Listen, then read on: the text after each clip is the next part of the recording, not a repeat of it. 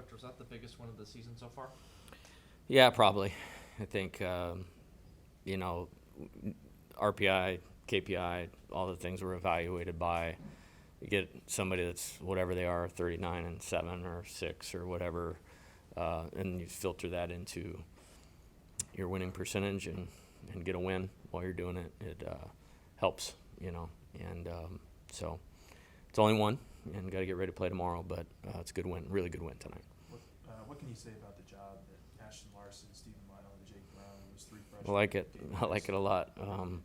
You know, 30th win of the season, a lot of bumps along the way. You're looking for things to really be positive about. That's a tough environment, even though it's a home game, for guys that are 18 years old. You know, and we're going to have all three of those guys for 3 years. I like left-handed hitters better than right-handed hitters. And so we got a lot of work to do with all of them, but you feel good about that. Obviously, the effort was there from everyone tonight, but can you talk about how crucial Fidel's Yeah, it was great. Fidel was? Yeah, he was great. Been throwing the ball better. You know, he hasn't totally been healthy the whole go-round, but of the last couple of weeks, particularly his last 2 outings, that's why I wanted to get him in the game on Tuesday, even though it was a blowout game. He's thrown the ball well. And I just think it was the execution tonight. I don't think the velocity was crazy, but, I mean, everything was a strike. I mean, it was strike zone pressure, pitch after pitch after pitch. And, you know, he got a team that doesn't swing a lot, swinging, and that's a good thing. What was he sort of dealing with then?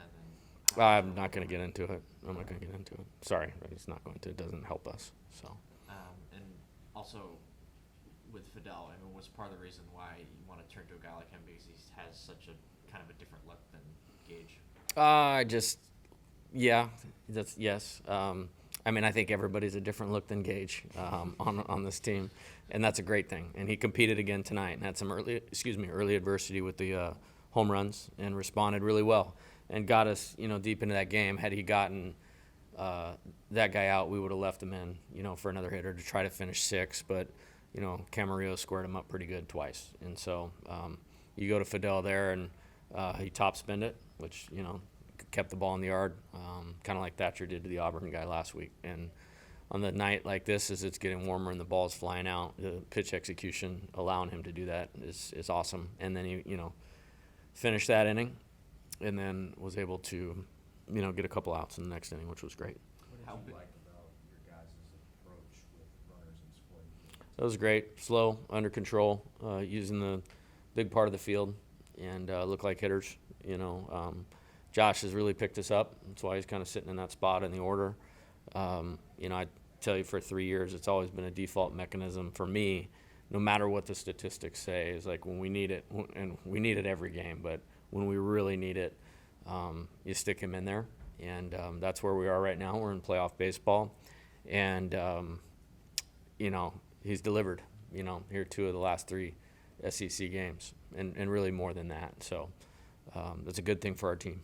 With those big outs that Fidel got, how big was it for him to, you know, sort of get a couple outs in that 7th inning so he can save Griffin from maybe? Yeah, that was a big deal. Yeah, I mean, obviously you saw where it was getting to at the end. And, you know, the other part was, you know, really not wanting their big guns, which we all know who those guys are, you know, to see him multiple times around. So Montgomery was the only guy that saw him twice, you know, and he executed. Was this the down the stretch there, a couple calls that didn't go your guys' way. Yeah. For your team to still kind of Yeah. pull it out in that fashion. Yeah, Is that a step thanks for further? bringing that up, Glenn. Actually, that's the last thing I mentioned to him. There's a lot of things that went wrong tonight.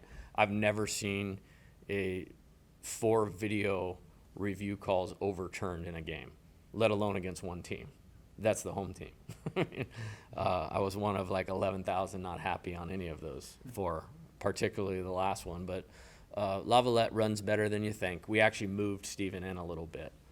You don't want to give up the double there because then it allows the tying run to score, puts the winning run at second base. And he made a nice play on the ball. I mean, it just kind of, he fisted him. You don't really expect a guy with, you know, constant 110 mile an hour exit velocity to hit a ball like that. And he did everything he could on that play.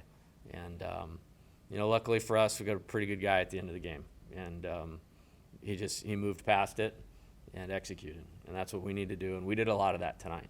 Is that just, I mean, just kind of building on that, is that just something that you guys can use for further confidence? Absolutely. going- Yeah, and really for the past 10 games, we've done that. We've been in much more mature character, when things go bad.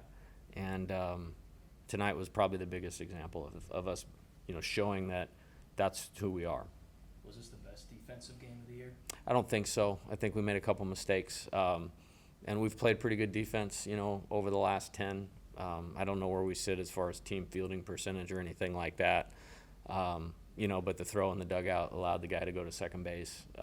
And now it's after a great effort play with Steven, trying to dive and make the play. I feel like there was another one in there. Yeah, we've played pretty good defense lately.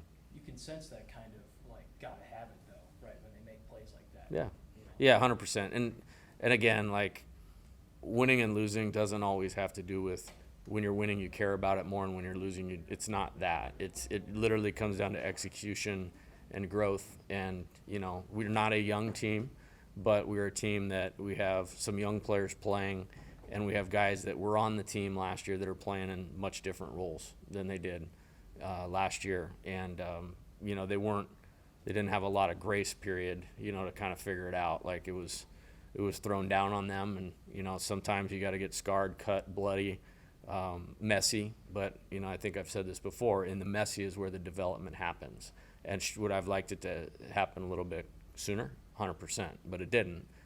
But the fact that they've stayed with it, and the players deserve all the credit for that. You can win a game like that when a lot of things don't go your way, and you still played pretty well and get over the top against, one of the best teams, if not the best team out there.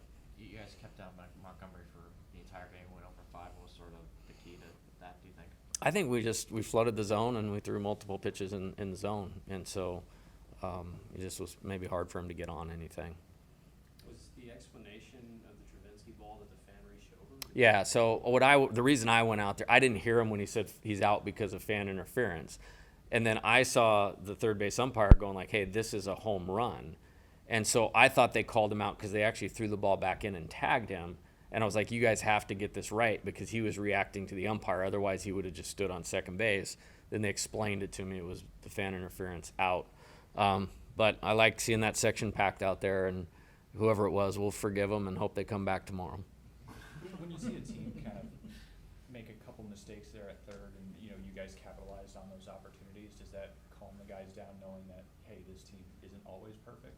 Yeah, no, I think we get so much to focus on ourselves. Obviously we're prepared for the opponent, but there's such a thing as momentum in baseball and within the game, pitching momentum. The guy that's on the mound really is the definition of momentum, honestly. But we caught a break there, which was great. We needed it, at that point in time, and we haven't, as Coach Bertman would say, we haven't caught a lot of good fortune this season. We caught some good fortune there, and it's awesome we were able to capitalize on that. Was Josh's double that kind of opened up the score in Yeah. the 6th inning? Was that why you hit him fourth?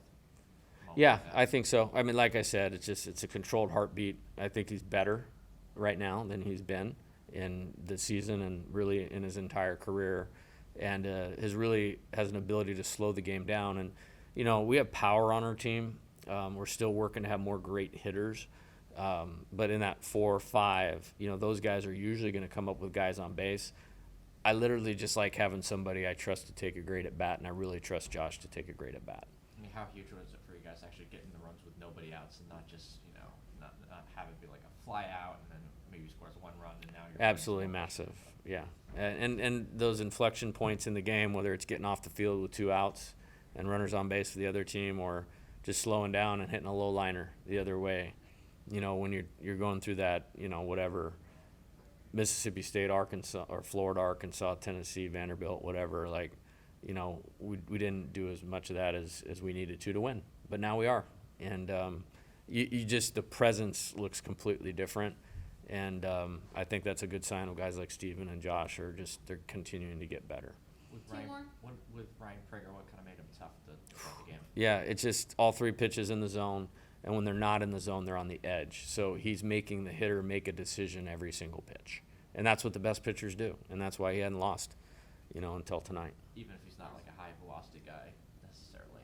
Yeah, I mean, it's pitching is disrupting the hitter's ability to see it. He does that, and another way that you do that is by mixing all your pitches, and he doesn't fall into a lot of patterns, and it's hard to sit on any type of pitch or side of the plate because he throws them all in the zone. I mean, I think I think for our pitchers to get to the next step, like, is a good example of that, because it's not elite velocity or anything like that, but he's right in there contention for SEC Pitcher of the Year, and it's good that we beat him.